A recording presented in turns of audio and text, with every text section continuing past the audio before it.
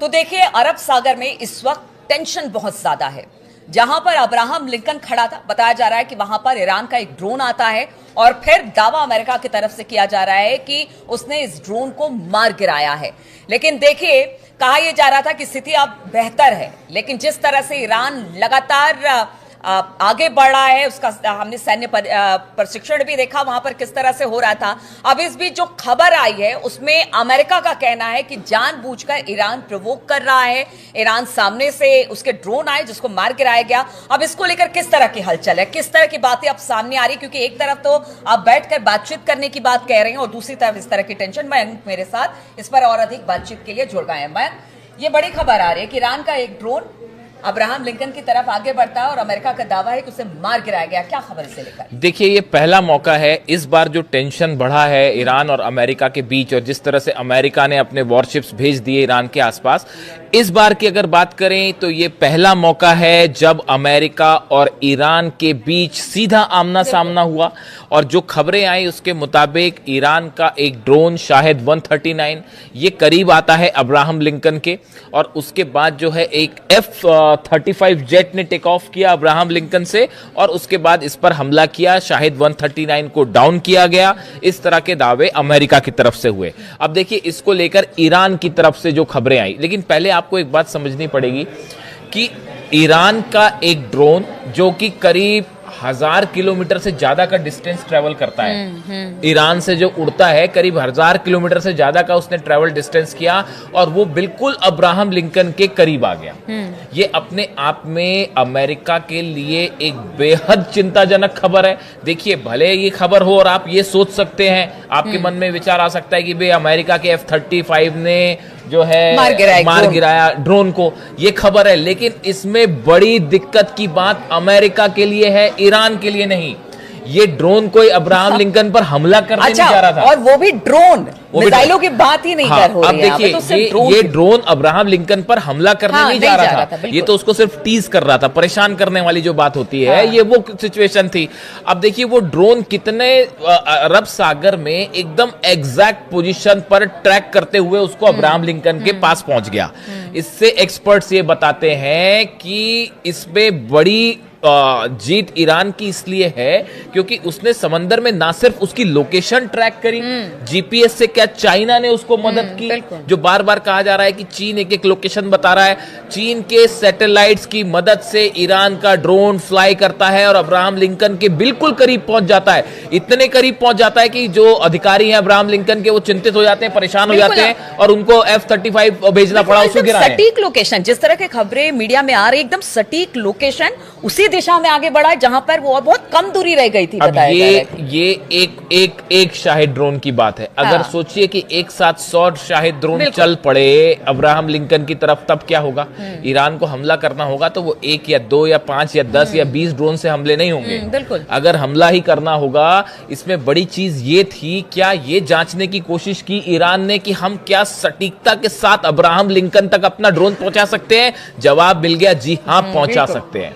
देखिए, ये बड़ी गौर करने वाली बात है। आप देखिए, जितने फाइटर जेट्स पिछले 8 से 10 दिन के अंदर कम से कम 3 मौके ऐसे आए जब अमेरिका के फाइटर जेट ईरान में घुसने की कोशिश किए, लेकिन ईरान ने S-400 फायर नहीं किया उनके ऊपर, कहीं ईरान के S-400 की लोकेशन रिवील ना हो।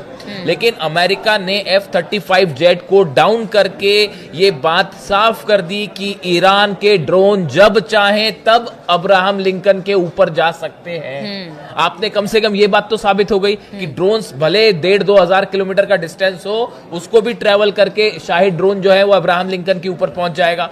चाइना सैटेलाइट से मदद कर रहा है, दूसरी बात ये साबित हो गई। तीसरी बात, जो सबसे अहम बात कही जा रही है, जो ईरान की तरफ से बयान आया है, ईरान का कहना ऐसा है कि ये सर्विलांस ड्रोन था, इसको हमला करने नहीं भेजा था हमने, ये एक सर्विलांस ड्रोन था जिसने जो रियल टाइम डेटा भेज रहा था कि अमेरिका का कौन सा वारशिप कहां पे है, अब्राहम लिंकन कितनी दूरी पर है, साथ में कौन से शिप्स चल रहे हैं। उसने लगातार जो है 48 घंटे तक रियल टाइम पूरी इंफॉर्मेशन ईरान को भेज दी। पूरी इंफॉर्मेशन, जो मिशन था इस ड्रोन का, वो पहले ही कंप्लीट हो चुका था क्योंकि रियल टाइम इंफॉर्मेशन आ रही थी ईरान के पास। और उसके बाद आखिरी में यह हुआ कि शायद हो सकता है कि ये जांचने की कोशिश थी कि क्या एग्जैक्ट लोकेशन तक जा सकता है अब्राहम लिंकन तक, या फिर एक प्रकार से आप देखें कि जिस तरह से अब्राहम लिंकन ओमान की खाड़ी से पीछे हटा और अरब सागर में आया, एक प्रकार का चुनौती देने की कोशिश। जब F-35 जेट या F-16 जेट या F-15 जॉर्डन के रास्ते इराक से की बॉर्डर से ईरान को चैलेंज करने की कोशिश करते हैं, तो ईरान भी तो अपना बिल्कुल यही मैं कहना चाह रही थी कि एक तरह से चैलेंज के तौर पर भी है कि देखिए आप कहीं भी रहिए, अगर चीन के सैटेलाइट हमारे साथ है तो फिर आपकी लोकेशन ढूंढने में हमको बहुत ज्यादा दिक्कत नहीं होगी। आप पहुंच के बाहर नहीं ये संदेश देने की कोशिश की गई। आप इसको ऐसे कुछ लोग ये सोच सकते हैं। और ये अमेरिका ने कहा है कि देखिए वो जानबूझ के बुली करने की तरह एक तरह से देखिए सेंटकॉम जो आप कह रही हैं, वही सेंटकॉम के जो स्पोक्स पर्सन है, स्पोक्समैन कैप्टन टिम हॉकिंस, उनके तरफ से जो बयान आया है, Tim Hawkins said the guided missile destroyer USS McFaul immediately responded to the scene and escorted. ये इन्होंने बताया कि किस तरह से हमने जो है इसको प्लेन को इंगेज किया शाहिद ड्रोन को। अब देखिए कुल मिला के कहानी ये है कि अगले 2 दिनों के अंदर जैसा बताया जा रहा है कि फ्राइडे को टॉक शुरू हो सकती है ईरान और अमेरिका की।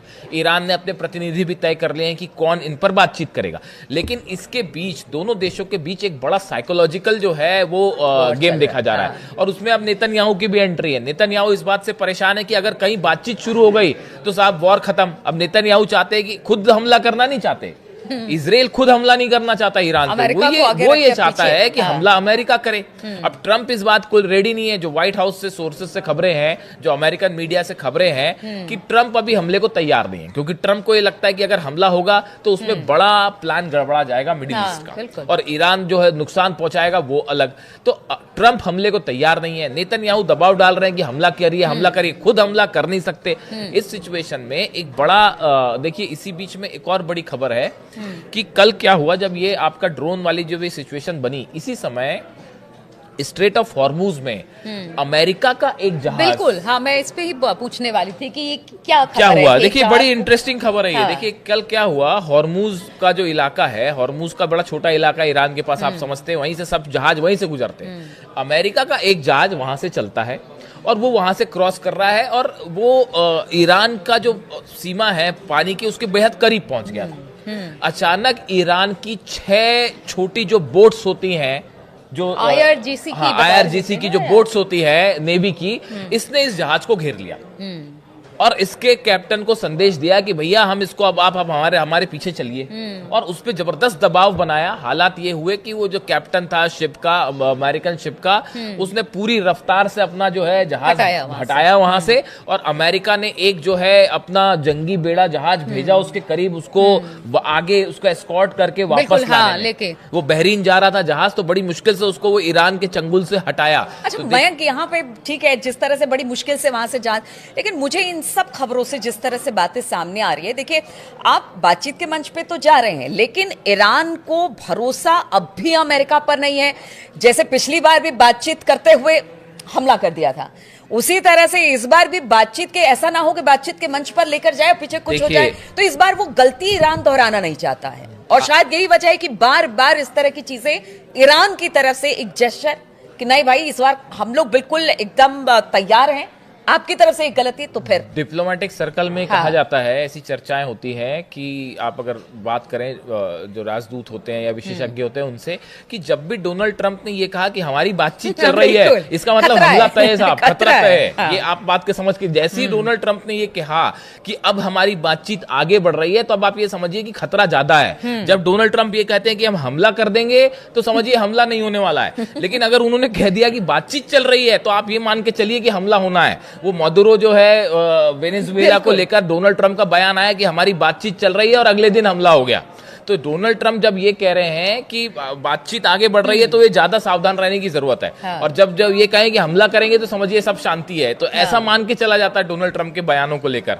तो अब देखिए ये बातचीत होने वाली जो सिचुएशन है, लेकिन इसके पीछे की हकीकत ये भी है कि ईरान ने जो बड़ी वॉर तैयारी करी, वॉर ड्रिल करी, उसकी वजह से फिलहाल अमेरिका और इजराइल दोनों एक स्टेप पीछे रह गए अमेरिका से, जहां तक जंगी तैयारियों का सवाल था। और उसके बाद जो मंशा थी शायद अमेरिका की ईरान को दबाते हुए किसी डील को करवाने की, वो तो साफ फेल हो चुकी है। जो सत्ता परिवर्तन का उद्देश्य था वो भी फेल हो गया है। जो मिसाइल्स को रोकने का प्रोग्राम था वो भी फेल है। ईरान कह रहा है हम बात ही नहीं करेंगे उस पर, डील तो बड़ी दूर की बात है। तो अब बचता क्या है? बचता है न्यूक्लियर डील, जिसको लेकर अब फ्राइडे को देखते हैं कि क्या होता है। और इस बीच मुश्किल में है नेतन्याहू कि अगर भाई डील किसी तरह की हो गई, जंग रुक गई, तो वो मिसाइल्स हमेशा के लिए इजराइल के एग्जिस्टेंस के लिए खतरा बन जाएगी। तो देखिए, छोटी छोटी घटनाएं जरूर सामने आ रही है ईरान और अमेरिका के टेंशन के बीच में, लेकिन यही कहा जा रहा है कि ईरान बार बार ये बताने की कोशिश कर रहा है बातचीत तो हम कर सकते हैं, बातचीत के लिए हम तैयार भी हैं, हम युद्ध नहीं चाहते, लेकिन साथ ही साथ वो इसकी तैयारी करके भी बैठा है कि अगर युद्ध की स्थिति बनती है तो पिछली बार जिस तरह से उस पर हमला हुआ और नुकसान ईरान को उठाना पड़ा, अब उस नुकसान के लिए और ईरान तैयार नहीं है, इसलिए हमले का जवाब हमला होगा। इसीलिए इस तरह की गतिविधियां लगातार देखने को मिल रही है। अब फ्राइडे तक का यानी शुक्रवार तक का इंतजार करना पड़ेगा। उस दिन जब दोनों देशों के राजनयिक बैठेंगे, क्या बातचीत होगी, क्या कुछ निकलकर सामने आता है, इस पर हमारे भी नजर रहेगी। बहुत बहुत शुक्रिया आप सभी का हमारे साथ जुड़ने के लिए इस चर्चा में।